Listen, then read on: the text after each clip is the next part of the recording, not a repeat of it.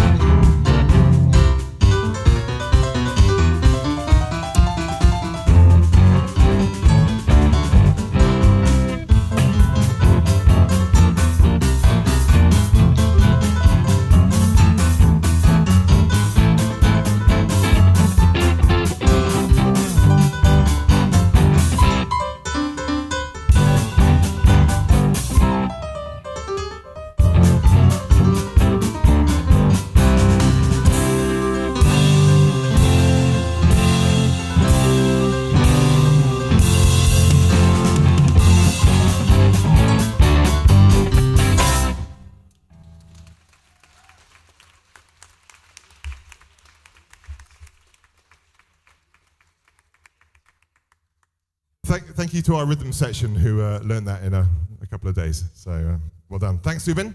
All right, now I'd like to welcome up our very own middle school chamber group who are going to play a piece from Jurassic Park. So the most important aspect of this next performance is that it was completely conceived by themselves. So Ellie managed to Google the music for them, and they rehearsed themselves. I might have said well done a couple of times, but that really is it. And that is our role, I see, as educators, well, certainly my role, is to create independent musicians, people who can go out into the world and just make music or help other people make music. And so, so regardless of the outcome, the main outcome is that they did it themselves.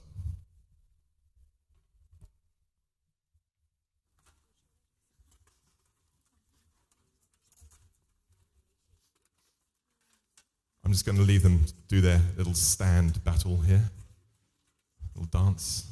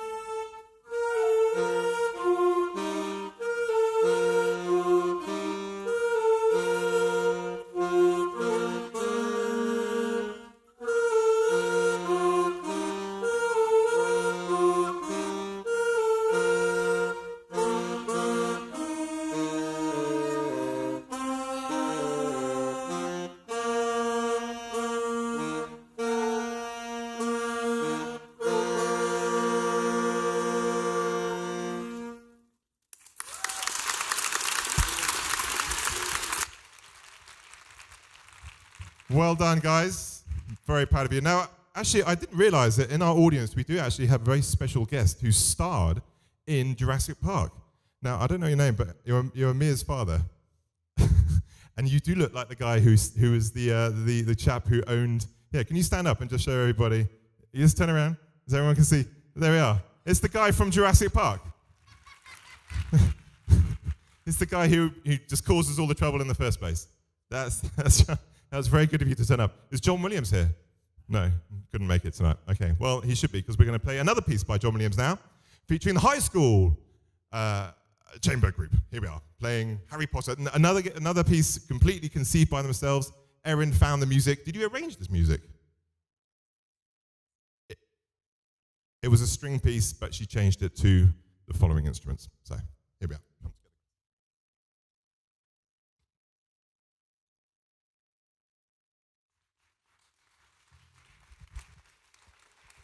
What a supportive orchestra they are.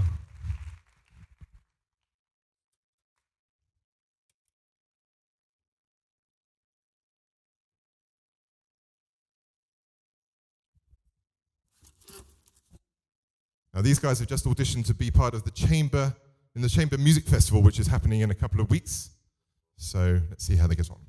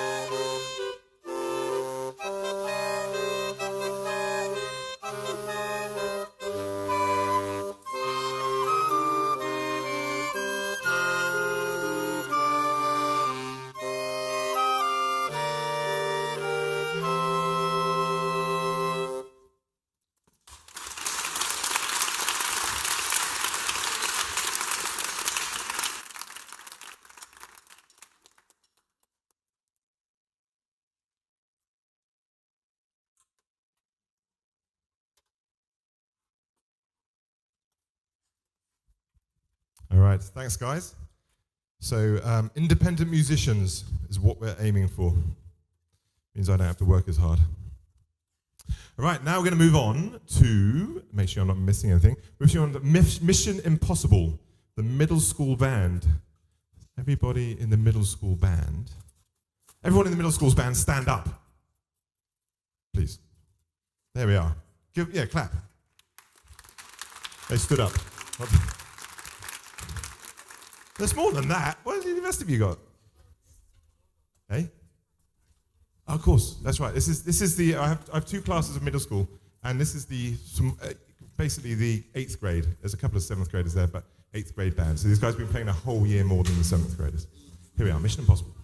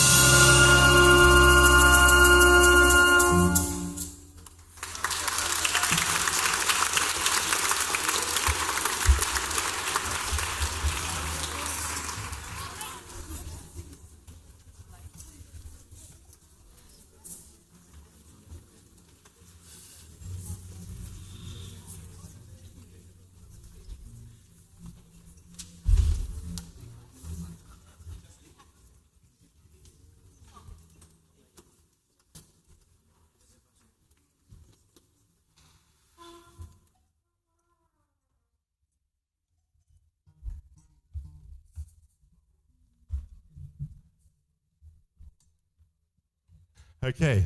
Whew, that was interesting. We've lost one of our flute players decided to go down with the lurgy this afternoon.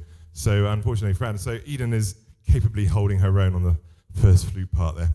Okay, moving on. I normally steer clear of pop music, but this was a good arrangement by a very popular band, One Direction.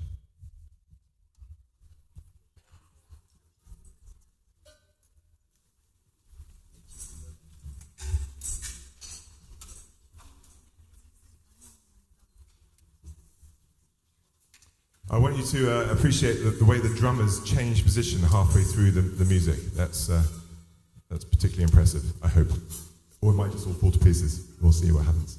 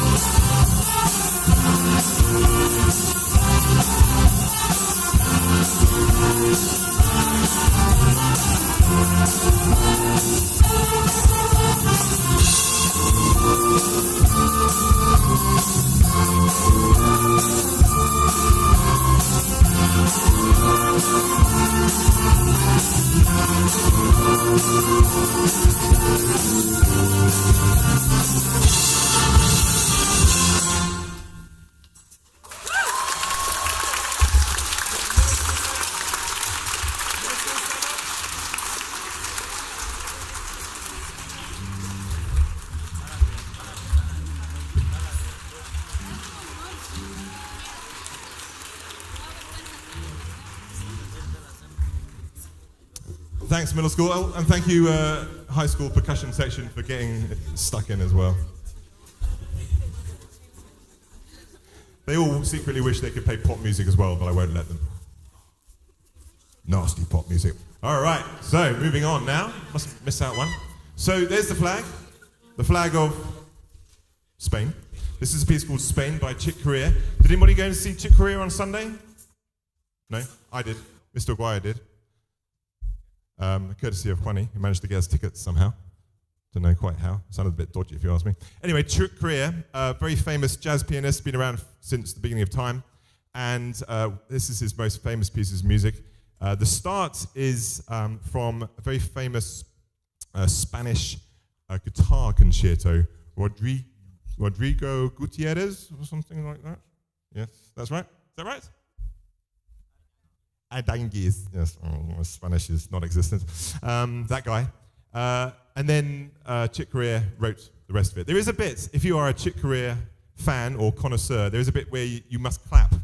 And in this concert on Sunday, I was very impressed at how many people, or everybody pretty much, knew exactly when to start clapping. It's pretty obvious.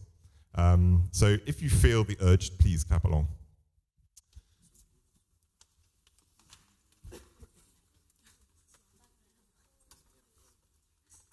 And it features our very own Agustin Kupfler on this tenor saxophone. So at the end of his saxophone, you can clap then as well, if you think it's any good.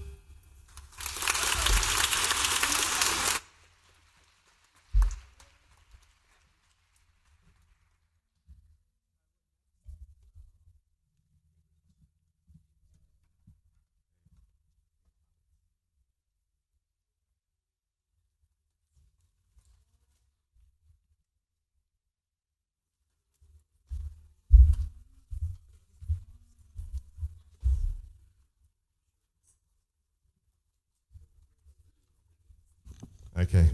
It's not very often that as a high school music teacher, we get to work with an oboe. This is an oboe, it's not a clarinet. He'll hit me if I call it a clarinet. It's an oboe, much harder. And especially not an oboe, a very accomplished oboe player as well. So to honor the hours and hours of hard work that he puts in, I chose Gabriel's oboe from The Mission. And have you seen The Mission? You seen the film The Mission? Yeah. Okay, so you remember this, if you have, you remember this time where Gabriel's sitting in the forest, in the jungle, in the Amazon, and he's trying to make a connection with the local tribe. And so he decides to play his oboe. And so he sits next to this waterfall and he plays his oboe. And they all slowly start coming out of the forest. And he's finished his playing, and then the chief of the tribe walks up to him, looks at him, takes his oboe out of his hand, and snaps it in half. So I'm not going to do that. Although I might. And then the story unfolds from there. I'm not going to spoil it for you. So this is a very beautiful piece, Gabriel's oboe.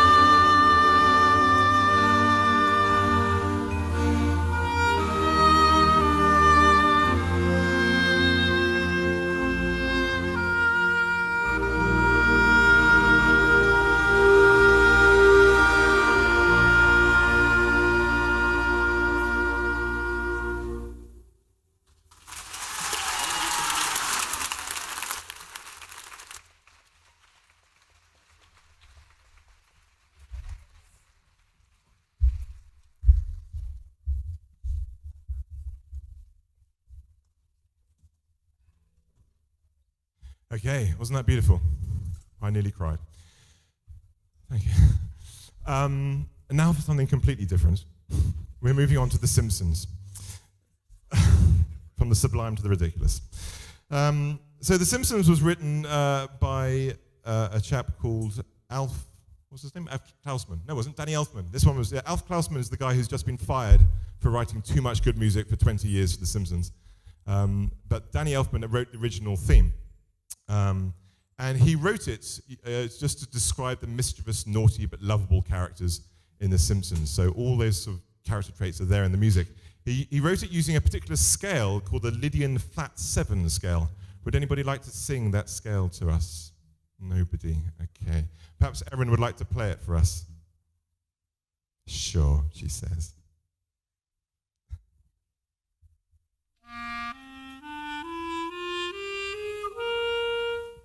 There we are, the Lydian flat 7 scale. There's all sorts of different scales, but this is the scale he chose to describe naughty little yellow boys.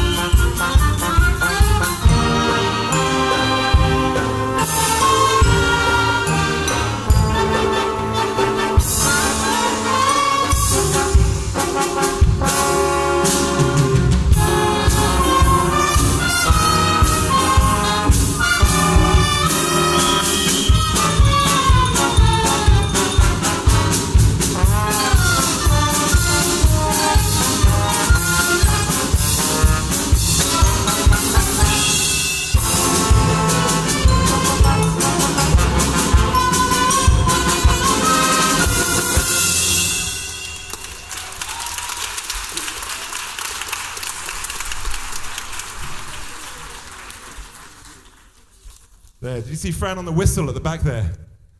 He's not a wind player, so it wasn't native to him to blow into something. So good on you, man. You killed it. That was the best I've ever seen him play the whistle. So proud of him. Woo!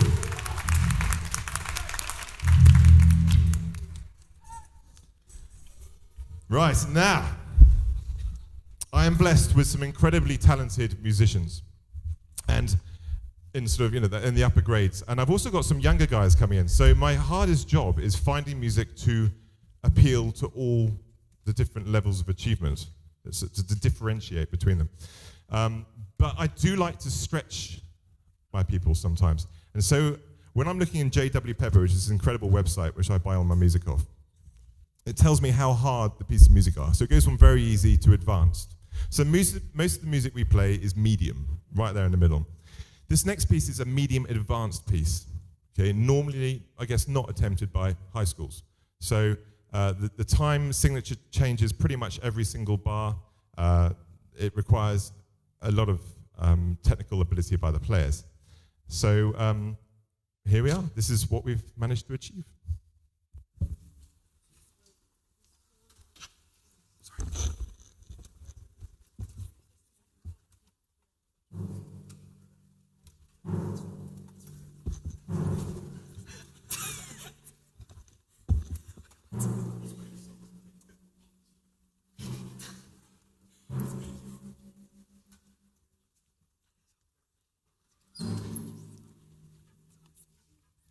The music hasn't started. This is just Avi.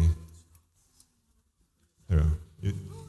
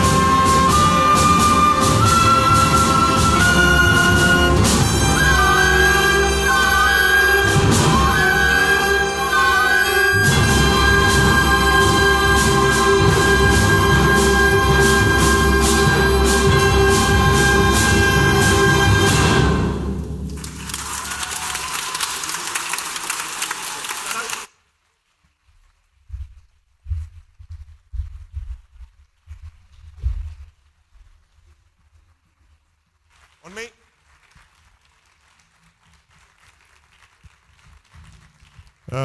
Thank you. Wow.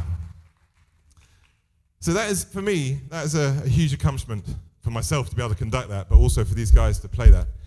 And that's it. I don't think we're going to play it again. That was just like a one performance. I was like, oh, huge amount of work. So, but well done, guys. That was really pleasing. Okay, we're nearly there, and we're bang on time. How I like it. So it's Halloween, nearly, isn't it? Something next week, sort of thing. So this next piece is called La Danse Macabre, and we're going to bring us both bands, the middle school and the high school, together.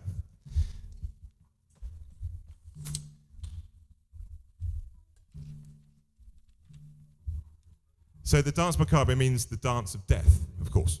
Hence the little dead guys walking along the bottom there. And it's by Sasson, Camille Sasson, French composer.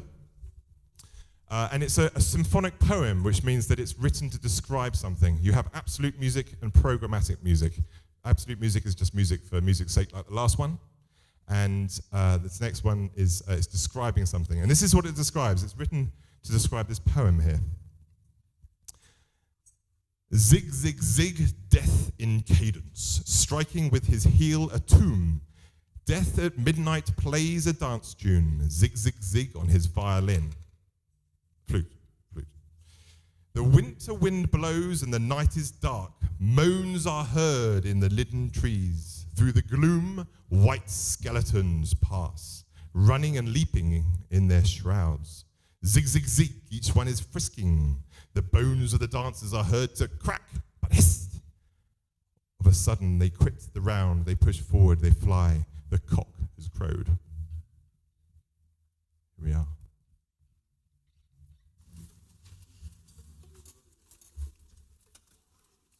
It starts with 12 bell tolls. What do the 12 bell tolls mean, do you think? Midnight on Halloween.